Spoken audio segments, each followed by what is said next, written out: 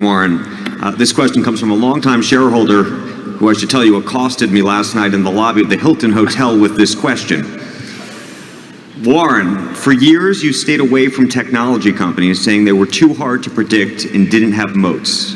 Then you seemed to change your view about technology when you invested in IBM, and again when you recently invested in Apple. But then on Friday you said IBM had not met your expectations and sold a third of our stake. Do you view IBM and Apple differently? And what have you learned about investing in technology companies? Well, I do view them differently, but obviously, when I bought the IBM, started buying it 6 years ago, I thought it would do better in the 6 years that have elapsed than it has.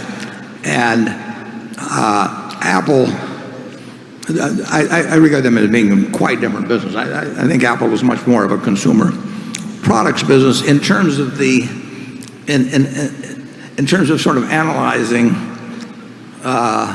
moats around it and consumer behavior and all that sort of thing. It's obviously a product with all kinds of tech built into it, but in terms of laying out what their prospective customers will do in the future as opposed to, say, on IBM's customers, it's a different sort of analysis. That doesn't mean it's correct, and we'll find out over time, but they are two different types of decisions, and I was wrong on the first one, and we'll find out whether I'm right or wrong on the second. But I do not regard them as apples and apples, and I don't quite regard them as apples and oranges, but it's somewhat in between on that.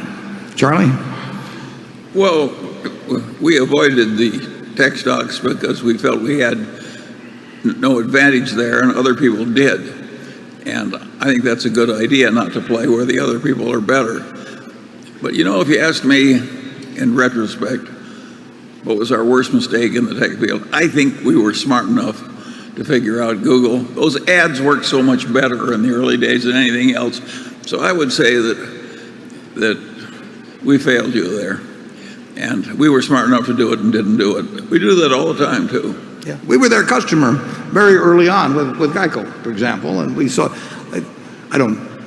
these figures are way out of date, but as I remember, we were paying them $10 or $11 a click or something like that. And anytime you're paying somebody $10 or $11 every time somebody just punches a little thing where you've got no cost at all, that's a good business unless somebody's going to take it away from you. And so we were close up seeing the impact of that.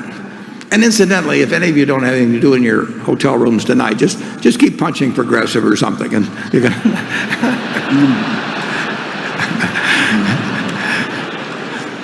don't really do that. The thought just happened to cross my mind.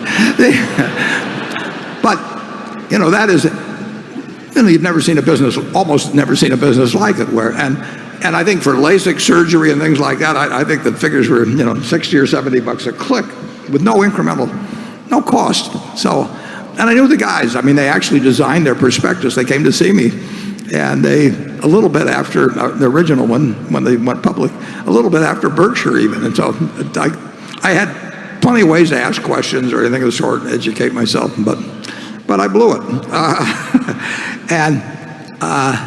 We blew Walmart too. When it was a total cinch, we were smart enough to figure that out, and we didn't.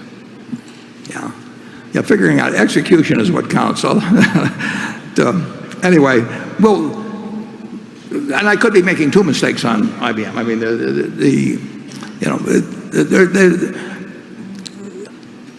It's harder to predict, in my view, the winners in various items, or how much price competition will enter in to something like cloud services and all that. I made a statement the other day, which it's really remarkable, and I asked Charlie whether he could think of a situation like it, where one person has built an extraordinary economic machine in two really pretty different industries, almost simultaneously, as has happened. From a standing start at zero. From a standing start at zero with competitors with lots of capital and everything else.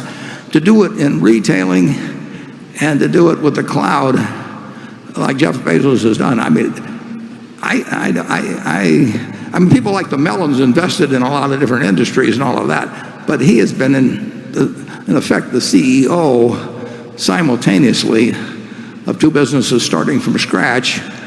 That if, Andy Grove at Intel used to say, think about if you had a silver bullet and you could shoot it and get rid of one of your competitors, who would it be? Well, I think that both in the cloud and in retail, there are a lot of people that would aim that silver bullet at Jeff.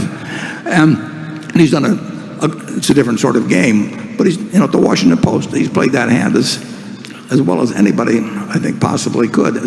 So it's a remarkable business achievement where he's been involved actually in the execution, not just bankrolling it, of two businesses that are probably as feared by their competitors almost as any you can find. Charlie, you got further thoughts? Well, we're sort of like the Mellons, old-fashioned people who've done all right. And Jeff Bezos is a different species.